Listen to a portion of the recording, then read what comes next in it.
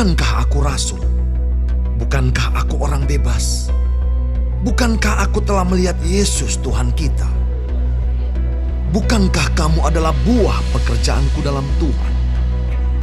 Sekalipun bagi orang lain aku bukanlah rasul, tetapi bagi kamu aku adalah rasul. Sebab hidupmu dalam Tuhan adalah meterai dari kerasulanku. Inilah pembelaanku terhadap mereka yang mengkritik aku. Tidakkah kami mempunyai hak untuk makan dan minum?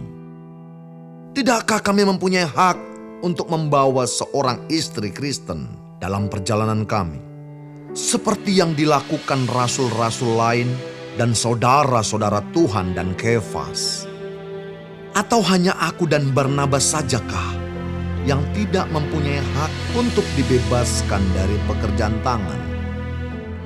Siapakah yang pernah turut dalam peperangan atas biayanya sendiri? Siapakah yang menanami kebun anggur dan tidak memakan buahnya? Atau siapakah yang menggembalakan kawanan domba dan yang tidak minum susu domba itu? Apa yang kukatakan ini bukanlah hanya pikiran manusia saja. Bukankah hukum Taurat juga berkata-kata demikian? Sebab dalam hukum Musa ada tertulis, "Janganlah engkau memberangus mulut lembu yang sedang mengiring." Lembukah yang Allah perhatikan? Atau kitakah yang ia maksudkan? Ya, untuk kitalah hal ini ditulis, yaitu pembajak harus membajak dalam pengharapan, dan pengirik harus mengirik dalam pengharapan untuk memperoleh bagiannya. Jadi, jika kami telah menaburkan benih rohani bagi kamu, berlebih-lebihankah kalau kami menuai hasil duniawi daripada kamu? Kalau orang lain mempunyai hak untuk mengharapkan hal itu daripada kamu, bukankah kami mempunyai hak yang lebih besar? Tetapi kami tidak mempergunakan hak itu. Sebaliknya, kami menanggung segala sesuatu, supaya jangan kami mengadakan rintangan bagi pemberitaan Injil Kristus. Tidak tahukah kamu bahwa mereka yang melayani dalam tempat kudus mendapat penghidupannya dari tempat kudus itu, dan bahwa mereka yang melayani mezbah mendapat bahagian mereka dari mezbah itu? Demikian pula Tuhan telah menetapkan bahwa mereka yang memberitakan Injil harus hidup dari pemberitaan Injil itu. Tetapi aku tidak pernah mempergunakan satupun dari hak-hak itu. Aku tidak menulis semuanya ini, supaya aku pun diperlakukan juga demikian. Sebab aku lebih suka mati daripada... Sungguh, kemegahanku tidak dapat ditiadakan siapapun juga. Karena jika aku memberitakan Injil, aku tidak mempunyai alasan untuk memegahkan diri, sebab itu adalah keharusan bagiku. Celakalah aku jika aku tidak memberitakan Injil.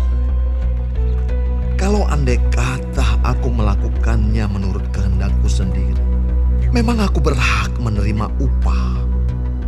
Tetapi karena aku melakukannya bukan menurut kehendakku sendiri, pemberitaan itu adalah tugas penyelenggaraan yang ditanggungkan kepadaku. Kalau demikian, apakah upahku? Upahku ialah ini, bahwa aku boleh memberitakan Injil tanpa upah, dan bahwa aku tidak mempergunakan hakku sebagai pemberita Injil.